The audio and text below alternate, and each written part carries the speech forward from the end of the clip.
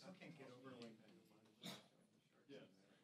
desperation of suicide, which is completely lost to. Did you see that? International Court of Justice or whatever. The guy was about to be sentenced. Well, standards have declined, but he was well ahead of the He game. didn't die on the spot. He was carted off. We can move. Yeah, thanks. Thanks for figuring that out without trying to say. He's seeing riches.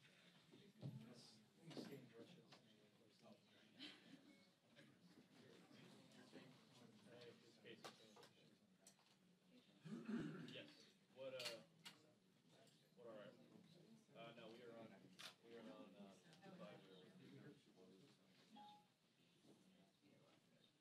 Yes, side view of the podium, that's correct. Yeah. Thank you.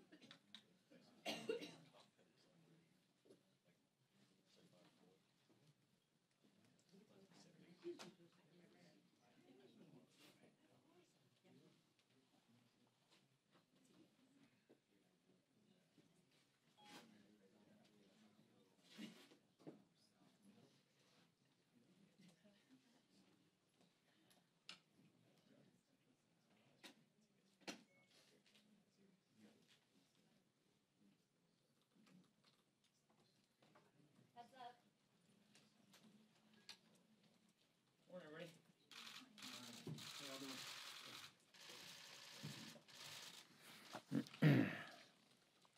Morning.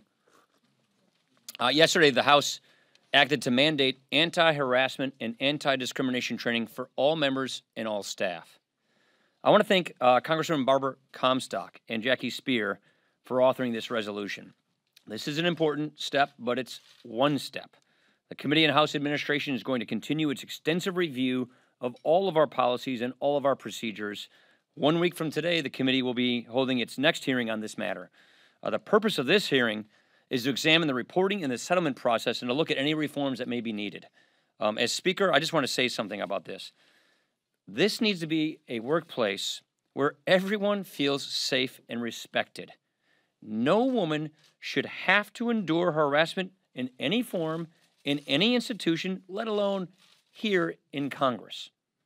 Second, I'm formally inviting President Trump to address a joint session of Congress on Tuesday, January 30th, in order to report on the State of the Union. This will be a good opportunity for the country to hear directly from the President on the progress that we've made and on the work that needs to be done on our shared agenda, and we look forward to him accepting our invitation. Lastly, on tax reform, I want to make sure that you saw this letter. This letter from 137 economists across the ideological spectrum to Congress that we received yesterday. I want to read just 2 sentences from this letter. The question isn't whether American workers are hurt by our country's corporate tax rate, it's how badly. The enactment of comprehensive overhaul, complete with a lower corporate tax rate, will ignite our economy with levels of growth not seen in generations. This is one reason why tax reform is the single biggest thing we can do to help middle-income families and workers.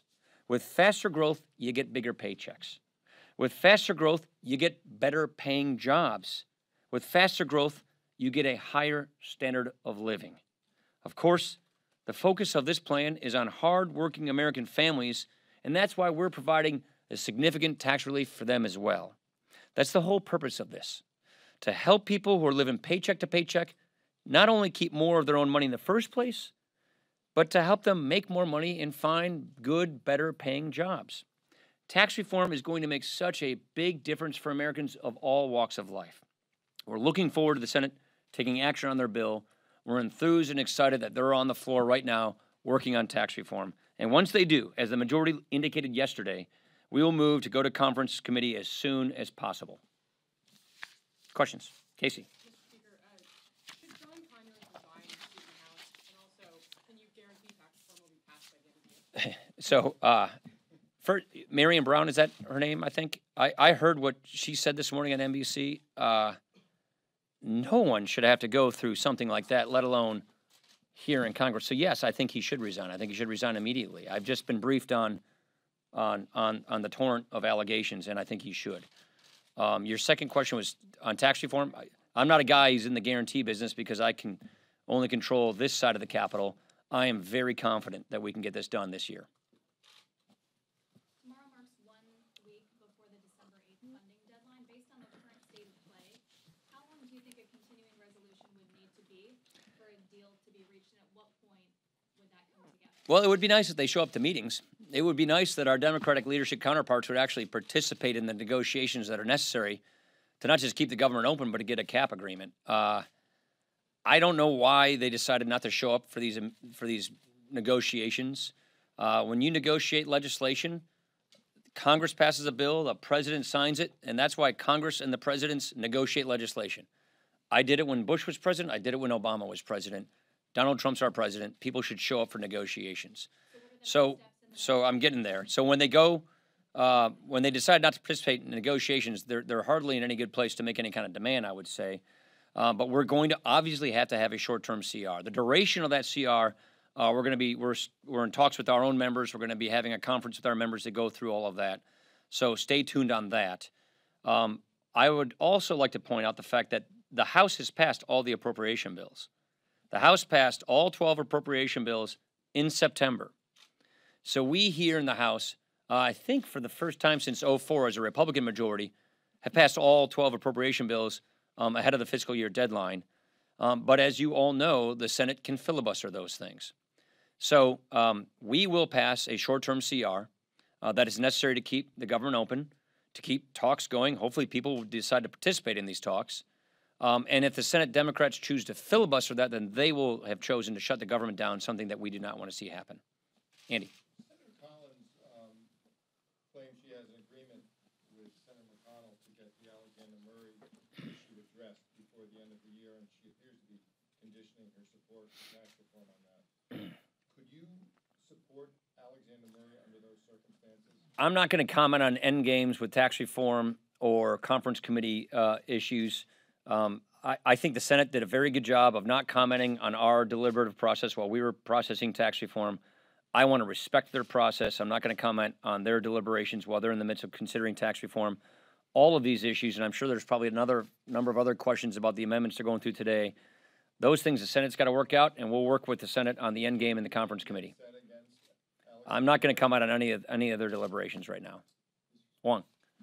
Mr. Speaker, more lewd social media messages surfaced today from Congressman Joe Barton. Apparently a constituent said that he had messaged her over Facebook some lewd messages.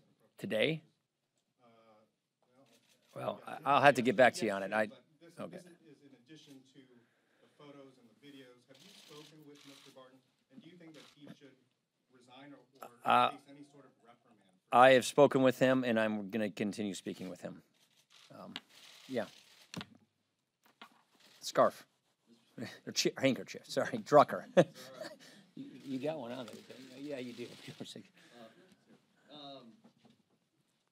Is a conference committee how the differences are going to be worked out, or is there any chance that it will be a conference committee? My harder question is, despite all of the things in your tax bill and what is emerging in the Senate tax bill that I know you guys feel very good about, because it's good for the economy and good for Right. taxpayers, the polling on your bill do you think that is? How do you turn that around? You know what turns it around? Economic growth, jobs, more take-home pay, bigger paychecks, a more confident economy, companies bringing money into America from overseas.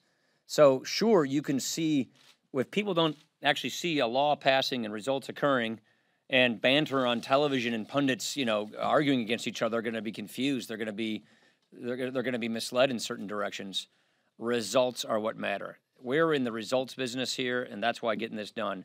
I was shaking my head up and down, meaning we're going to go to conference.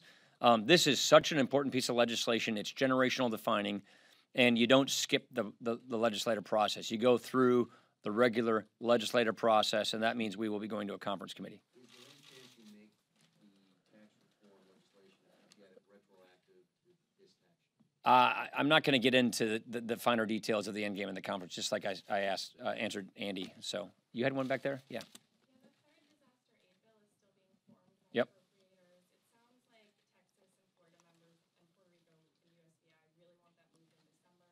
Can you give us an update on where you guys are and if that will be added to the CR and they will move on this? I don't think it will be in time for this current CR we're doing, only because the appropriators, I think, have 8 hearings this week on it. Let's just say there was a level of dissatisfaction with these delegations with the OMB submission, and so we have asked the appropriators to get together with these delegations to discuss the disaster supplemental and work with them on compiling a disaster supplemental. It's going to take them more than a few days to do that. They're doing 8 hearings just this week on it, so I think it's going to take the appropriators and these delegations, the UVI, Puerto Rico, Texas, Florida, Louisiana. It's going to take them some time to work this out, but we do anticipate moving as quickly as we can, but we know a few days is not going to be enough. It's going to take longer than that. Last question. Mr. Speaker, on Tuesday, the Supreme Court is going to hear arguments in the Masterpiece Cake Shop case. In the what case? The Masterpiece Cake Shop case. I'm not tracking with you. The case is about a Carl Baker who was asserting a First Amendment right to deny making a wedding Oh. for a same-sex couple, despite the state's anti-discrimination law. I haven't given any thought to it. I got nothing for you. Deirdre, I'll give one more just because. Sorry. As you know, Democrats have been pushing for some sort of DACA resolution as part of this year-end spending bill. Didn't end up having that discussion at the White House. You got to show up if you want to make your point. And I don't think Democrats are in a very good position to be making demands if they're not even going to participate in the negotiations that are necessary to move legislation forward and to solve problems. Do we have to have a DACA solution? Yes, we do. The deadline's March, as far as I understand it. We've got other deadlines in front of that, like fiscal year deadlines and appropriation deadlines. But if they want to get to a solution, they ought to come to the table and start talking. So I'm not going to go into the woulda, coulda, shoulda, or negotiate through the media, no, with all due respect. Thanks, everybody. Appreciate it.